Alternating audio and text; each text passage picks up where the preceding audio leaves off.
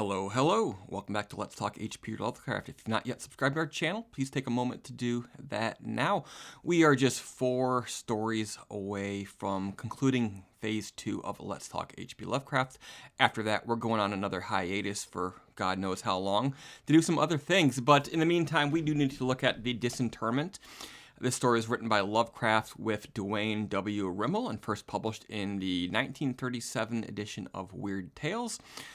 For some reason that I could not find specified, Rimel later disavowed his collaboration, I guess claiming that he wasn't part of it, I don't know.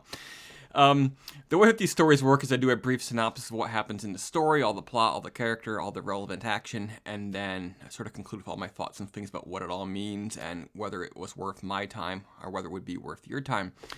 So, a man wakes up at his doctor friend Andrew's house, where he has been living since having allegedly contracted leprosy on a foreign trip.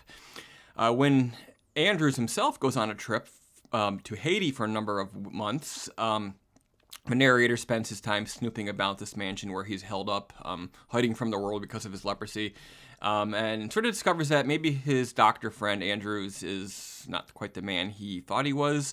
A lot of strange books, a lot of questionable material that's not necessarily strictly related to modern medicine. Andrews returns eventually, bringing with him a remarkable new paralyzing drug he's discovered used by the natives.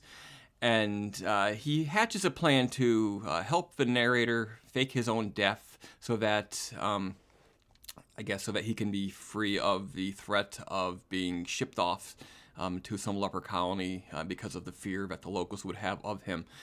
The plan goes off, and they set it up in the narrator's ancestral mansion, which is down the road, sort of make it look like, I came by, found him dead, probably just a heart attack.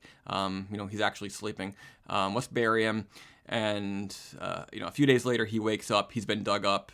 He's laying on a couch in the narrator's own property, and his body is hidden underneath a blanket, and he can't move his limbs. The doctor friend says, it'll come back eventually, but in the meantime, you need lots of time to rest. The weeks passed. He becomes more and more paranoid, more and more convinced that something's not right, that he's a prisoner here, that Andrews is, in fact, a monster. One night, he manages to finally develop enough power over his limbs that he wakes up. He crawls out of bed, he finds a candelabra, and he kills Andrews in his sleep. He makes his way back to his ancestral mansion, and he feels compelled to dig up his own grave. He gets in, he opens the door, he smells something putrid but familiar, and he passes out. At the end, he wakes up, he's inside his mansion, and he hints at the fact that he has now seen his head attached to a short, hairy body that is not at all his own. All right, so this is a generic mad scientist story that we've seen Lovecraft and his cohorts do several times. Nothing new there. Despite the various logic problems, like how did they keep this whole thing secret from him while he was laying there in bed for weeks and weeks? How did he shit? How did he not realize, that even paralyzed, that something was wrong? He sensed that, I can't, these hands don't feel like mine, but he couldn't see them. But something doesn't quite work in the delivery here. But it does. But despite these problems, it still mostly works because it's told at a frantic pace. This is a short story, take you 25 minutes to read. He is confined to this place, this paralysis. It's as if he's been cut off from the world and from his body, and so that sort of helps sell the illusion. But it's not. It's not wholly fulfilling. This isn't a story that you're going to think about for very long afterwards. I know that the revelation that he's attached to a short and hairy body is going to immediately call to mind themes of racism by other readers, by other critics. But there's no actual nothing explicitly here saying whether he was attached to an animal, whether he was attached to a Haitian body that had been stolen during the trip to Haiti. The character himself says something he picked up in his journeys, but it's not very clear.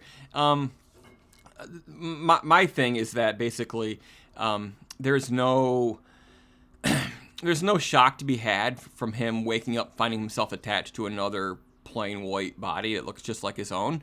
So you got to attach him to somebody or something that looks different from him. Attach him to a woman's body, attach him to an ape, attach him to somebody from some far off land who doesn't at all look like him. So despite the fact that, yes, Lovecraft, reputed racist, I say don't treat it as autobiographical. That's how I, at this stage in my life, have decided to deal with fiction. Take the fiction as a world of its own. Don't assume that the author is injecting a whole bunch of themselves into it. If somebody is racist in the book, that character is racist. That's just sort of how the way you have to deal with it. You can't just not read everything and throw away hundreds of years or thousands of years of literature because it doesn't meet with our current standards. What you do is you read it, you take it for what it is, and you learn from it if there's something to be learned. And not a whole lot to be learned from the Disinterment.